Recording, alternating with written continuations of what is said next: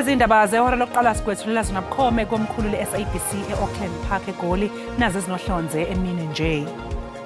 We submit that the identification of His Majesty King Misuzulu took place on the 14th of May 2021.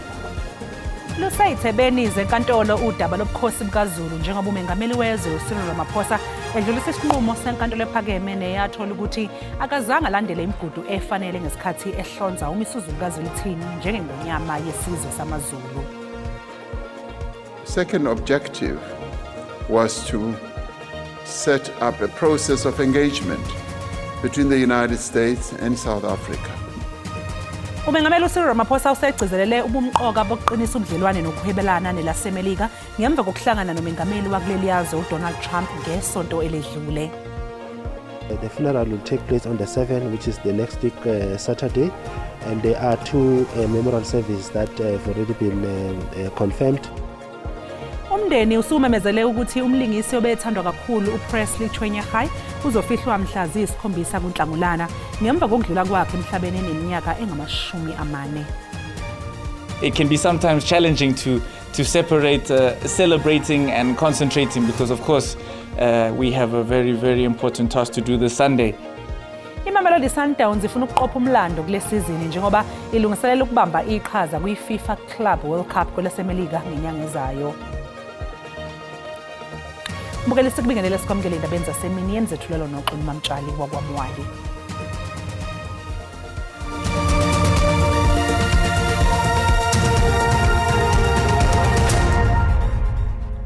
Lusayithebeni zenkantolo yokwedluliswa kwamacala eBloemfontein namhlanje udaba lombango ngobukhosi bukaZulu. Umengameli wezwe uCyril Ramaphosa uphosela inselele isinqumo senkantolo ephakeme yasePitoli eyakhipha isinqumo sokuthi ukuhlonzwa komntwana uMisuzulu njengengonyama akulandelwanga ngokwenkambiso efanelekile.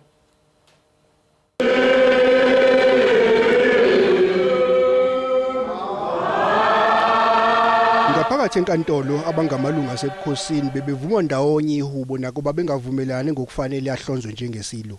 Ithimba kuyilona elimele umengameli wezwe uCyril Ramaphosa ophosele inselele isinqumo lifuna ukuthi lenkantolo ichithe okwanqunywa inkantolo yasePitoli ngasekupheleni konyaka u2023. We submit that the identification of His Majesty King Misuzulu took place on the 14th of May 2021. This identification we submit was the subject of full litigation before Justice Madondo in the KwaZulu-Natal Division, Pietermaritzburg.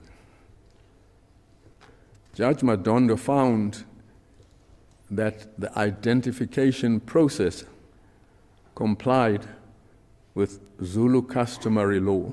U-Advocate Moerane uphinde wasola umntwana uSimakade ngokusenge imithiyo estatementini esiyingxenye yamaphepha phambi kwenkantolo.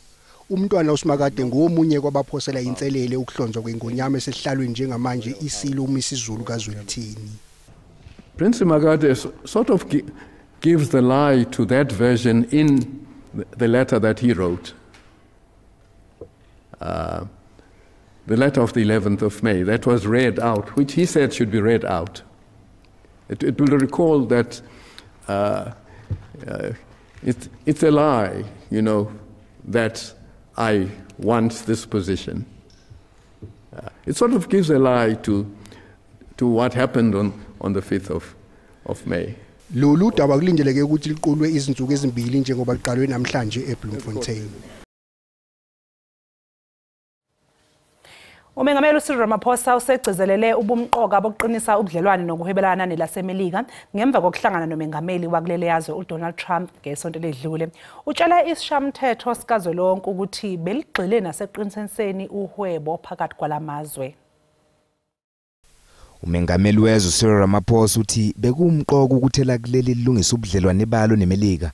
Uthe umhlangano bewubalekile njengoba kukekwa nesikhathi lapho lamazwe amabili ebengahlangani.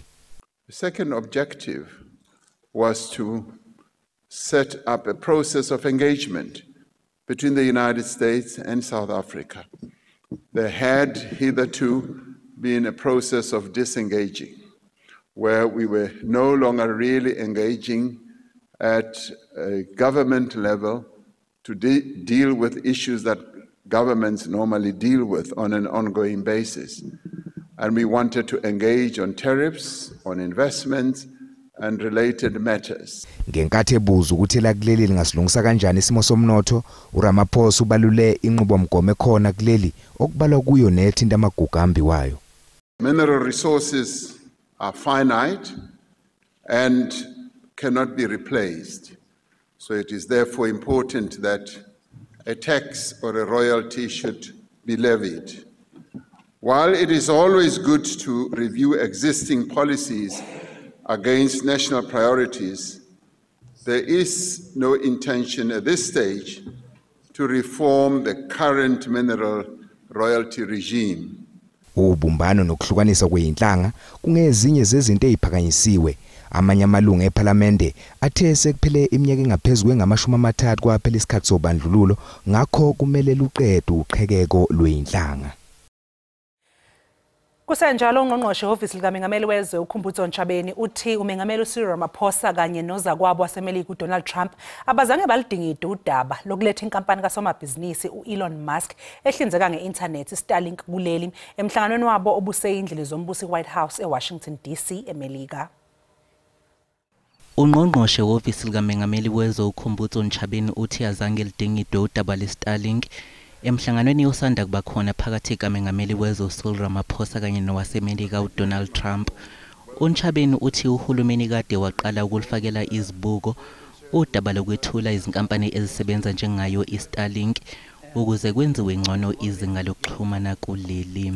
Starlink was not part of the discussions in the Oval Office or during the luncheon, and I've said it in the op-ed that I wrote about the trip itself to say, do we need transformation? Do we need to introduce low-orbit satellites in the country? Not only low-orbit satellites, but satellites in the country. And I said yes. And I'm the first minister in the country to request ICASA to undertake a market study of how we're going to regulate the introduction of satellites in the country. Kusenjalo usamile umbuzo malungana nokuthi ingabe uMengameli waseMelika uDonald Trump uzoyethamela yini ingqungquthela yamazwe eG20 yokulindeleke ukuthi singathwe kuleli ngasekupheleni konyaka.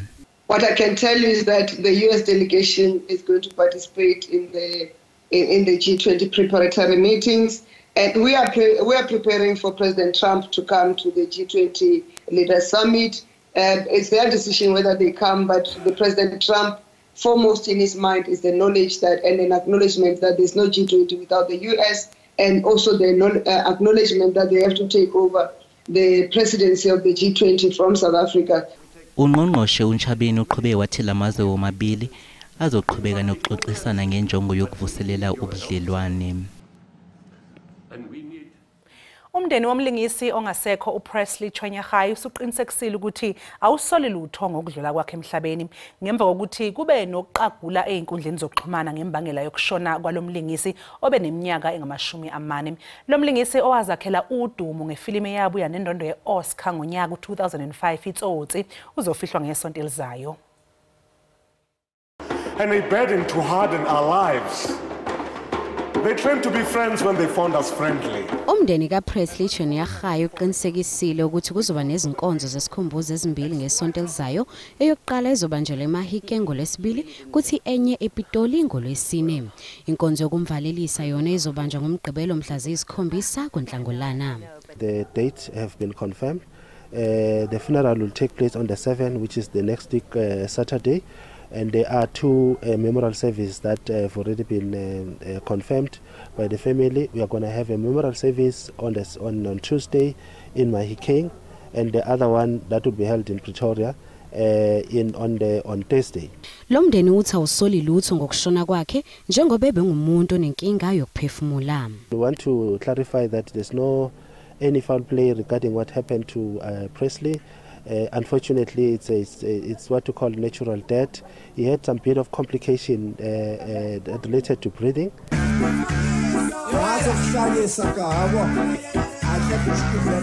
Ozakwabo bazomkhumbula ngekhono lakhe lokulingisa okusezingeni. He wasn't only a talented actor. Presley was a clever actor.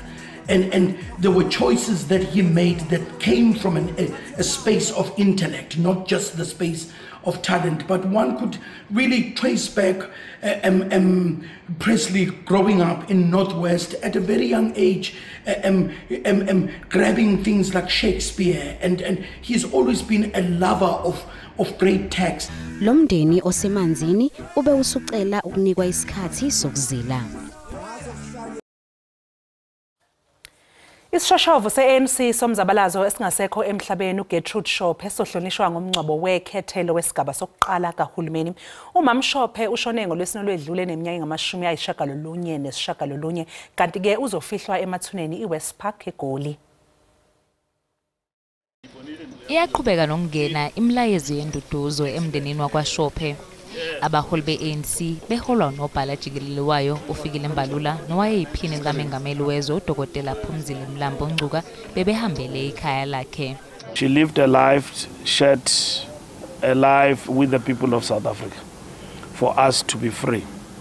We shall tell the stories and the history to the young and educate them that the freedom indeed was not free. For me, my biggest lesson from Umam Getty is her humility. You know, sometimes silence is more, less is more. She had a way of doing big things in a quiet way, engamemezi. uShophe udlule emhlabeni sekusele izinyanga ezintathu ahlanganise iminyaka eyikhulu edla anhlamvana. Indodakazi yakhe ithi kuningi intsha engakutomola emlandweni nasempilweni kamama wakhe. Mommy loved unity of people, unity of South Africans, and she always used to give an example. You know, abang basonta ko Anglican, babang Roma, babang this, babang that, but we get together. We don't fight. Why is it that when it is in politics, we can't work together? Kuzobanjwa izinkonzo zesikhumbuzo ezimbalwa ngaphambi kokuthi uShophe abekwe endaweni yakhe yokugcina emathuneni West Park ngomgqibelo. Mbukeli okwamanje ke sathi nje kequnga apha ngaseyitolo kanti uma ngabe sibuya sokuphathela uWT. I'm not here to take revenge. Must be balanced. It must be focused on the individuals. Ziyaqhubeka izethulo ezandulela ukwethula kwesigwebo ecaleni labathathu abalahlwe amacala okuthumba nokushushumbisa intombazanyana uJoshlyn Smith eSaldanha Bay.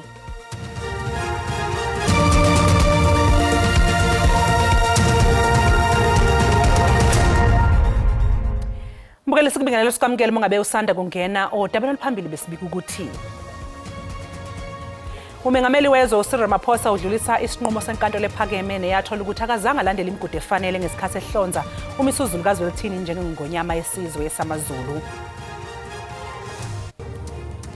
Mbukela sikhumbuze ukuthi lezi indaba ziyatholakala ku-YouTube na ku-SABC Plus. Ngena kuzo uyicinga ngamagama athi SABC izindaba na kanjani uzoyithola ngomjalo bazo. Mbukeli ke njengamanje sesingena ke ezindabeni ezimayelana nezinkantolo enkantolo enye elapha eSaldanha Bay kulapho ke kuusuku lwesibili lwezethulo ezandulela ukwethula kwesigwebo ecaleni lika Joshlyn Smith kanti ke njengoba ubona ke nawe mbukeli uSiphiwe Hobase useme ngomumo lapha eSaldanha Bay kanjalo ke futhi ke ukhona noAyanda Mhlongo. uAyanda Mhlongo yena mbukeli lapha eMgungundlovu ke esigcawini ke esidingida ngodaba lokukhothama kwenkosi uAlbert Luthuli. Njengamanje ke ake sixhumane nentatheli SABC uSiphiwe Hobase olandela ke udaba luka Joshlyn Smith lapha enkantolo yaseSaldanha Bay. Siphiwe asikubingelele indabeni sibonile ke ukuthi umama kaJoshlyn uKelly Smith ekhihla isililo lapha enkantolo. Sicela nje ukuthi usichazele ngosekuvelile enkantolo namhlanje. Bamba ngazibini kuwe noxolo ndibuliseni nakubabukeli ekhaya. Ewe ngenene inkundla namhlanje iqale ngelona qondo ebelithande ubanyembezana nanjengoko siye sabona umama kaJoshlyn uKelly Smith elila enkundleni namhlanje. Eyona nto ibimlilisa uyakhumbula namhlanje kufundwa ezanto kuthiwa ze-victim impact statement. Esinye sezo yezo ngxelo yingxelo esuka eyingxelo eyenziwe ngumama ngumama ozala unto uKelly Smith, uAmanda Daniel Smith. uAmanda Daniel Smith nguye ngoku ohlala nabantwana ababini bakaKelly Smith aba bashekeleyo, and eyona nto imxhelayo emphefumlweni yokuba umhla nezolo abantwana bayambuza ingaba basezaphinda bambone kusini na umama wabo okanye basezaphinda bambone kusini na unto uJocelyn, kuba oqho xa bebukele ezindabeni bayava wamthengisa kwaye umamakhe ngumuntu otshaya iziyobisi, yinto engamphathi kamnandi leyo. Ukanti nezinye ke ingxelo eziye zafundwa zingxelo ezisuka kwabo bebefunda noJocelyn esikolweni, kuquka kunye nalo ebengumfundisi ntsapho wakhe. Omnye umuntu othe naye wenza ingxelo ethe yafundwa apha nguNatasha Andrews, yena ke wayenenjongo zoba am-adopte uJocelyn njengomntwana wakhe, kodwa oko akuzange ke kuqhubekeke de kube kungoku ke unto ukulahleka kwakhe. Ezo ke ngxelo ke ziye zabona ngethuba ke kufunda kwezo ngxelo ke kuye kwabonakala abantu benyembezana enkundleni, kangangoba kwa utolika wenkundla ngesiye sambona naye siqalisa ulila, kubonakala uba kunzima ukwenza umsebenzi wakhe ngenxa yezinto ezithe zafundwa. Kungoku nje amagqwetha wabatyholwa enza ingxelo zokugqibela ngaphambi kokusa kwesigwebo. uFani Haramsa sele egqibile kunye nonobahle Mkabayi, kungoku nje sijonge kuRenesh Sivnarayan naye oqalileyo. Emva koko izaba ngumbuso oza kugqibezela de ke ngoku silinde ke ngoku isigwebo esizathi siluswe nguJaji Erasmus ngomso. Sibonge kakhulu ke umbukeli lo bekusiphiwe wobase obesibikela lapha ya eSaldanha Bay ecaleni lapho kulindeleke khona ke ukuthi kuphume umyalelo wenkantolo lapha ya eSaldanha Bay.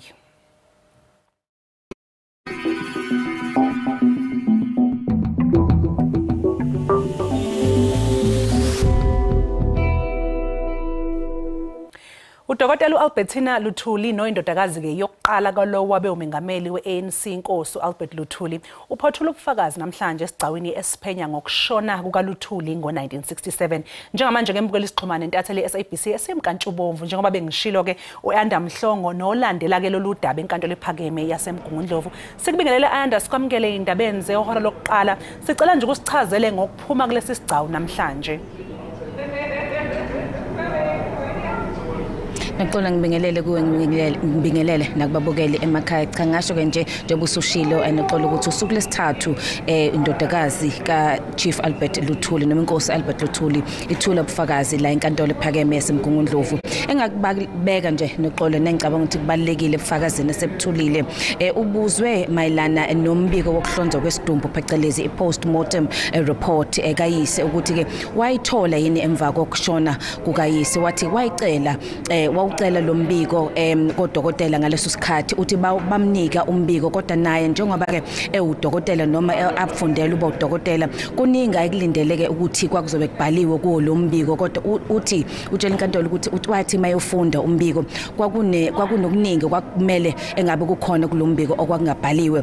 Ngiqhubeka kunye akubalulile lana ukhulume kakhulu ngokuhlukumezeka indlela ababehlukumezwa ngayo bomndeni isikhathi uyise saphila nangemva kokuthi uyise eseshonile behlukunezwa ke amaphoyisa special branch amaphoyisa angaleso sikhathi. Utshela inkantolo ukuthi ukuhlukumezeka lokhu kwaqhubeka ngisho uyise esedlulile emhlabeni, nokuphoqele ukuthi ke ngonyaka ka1970 emva kweminyaka emithathu nje uyise eKhotheme babe sebebaleka belishiya leli baye kubhaceni baze babuya eNingizimu Afrika ngo1991. Uthi ke lokho kwakukusabela izimpilo zabo njengoba babeqhubeka amaphoyisa ebahlukumeze. Okunye okubalekile akushilo uthe mayibuzwa abashushisi ukuthi ngabe bakholelwa yini beumndeni ukuthi ke inkosi Luthuli yalimala engozini njengoba bekushiwe. Uphenduleke enkantolo wathi cha bona bakholelwa ukuthi uyise wafa ngengozi, bakholelwa ukuthi umunye owayehamba ngesistimela uyena owamshaya uyise nokaholela kuthini ke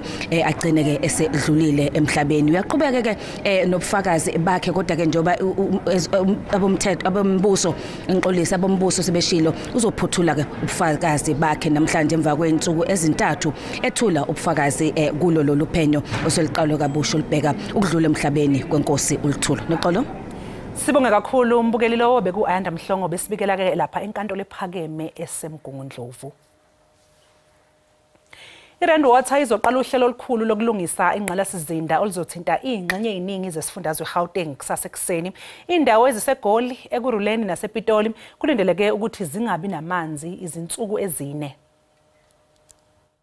Ukuhlinzeka kwamanzi ezingxenyeni zesifundazwe eGauteng kuzophazamiseka ngenxa yohlelo lokulungiswa kwenqalasizinda. Lolu hlelo lwaminyaka yonke lwenziwa ngesikhathi amanzi engadingeki kakhulu. Izakhamuzi ezizokhahlamezeka zinxenxwa kuba zizilungiselele ngokufanele njengoba nokubuyiswa kwamanzi kuzothatha isikhathi. The recovery process has got its own dynamics depending on impacted areas. Most of the time we hear that even after Rand Water would have announced that we have finished our maintenance work, there are still areas that would be without water. And these are mostly high-lying areas. Ukulungiswa kwenqalasizinda kubalekile ukuze amanzi abe khona isikhathi eside futhi kuvikelwe nenqalasizinda yamanzi kulesifundazwe. iRand Water ithi lokhu kuzokwengeza amalitha amanzi ayizigidi ezingamakhulu ayisithupha ngosuku. As maintenance is completed, we will still have to bleed lines. Our municipalities will need to do so. Some are independent on water levels in the reservoirs. So it will take time. Ezinye izindawo ezizothinteka kulolu hlelo kubalwa iTshwane, eKuruleni, uMfuleni neMidvaal.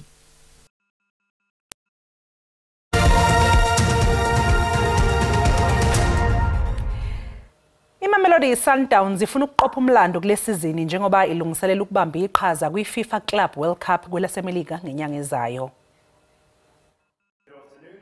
Imamelodi Sundowns isemkhankasweni ukuqopha umlando ebholeni lakulelizwe. iSundowns ibe yiqembu lokuqala lokunqoba isicoco sePremier Soccer League amahlandla ayisishiyagalombili kulandelana. Yaba iqembu lokuqala kuleli ukudlala kuFIFA Club World Cup. Manje ikhuzi ibuya kulomqhudelwano namanye amaqembu amathathu asezwenikazi. An exciting day to announce a wonderful partnership, but it can be sometimes challenging to separate celebrating and concentrating because, of course, we have a very, very important task to do this Sunday. Leli qembu lithi lafunda lukhulu ngesikhathi liqala ukubamba iqhaza kulomqhudelwano. Being the first South African club to be at the FIFA Club World Cup in Japan in 2016, and of course going back in 2025, it's amazing. And for me, it's a dream come true to be at the Club World Cup for the second time. Mbukeli umhlahlo wesimo sezulu uzolandela ke emva kwekhefu.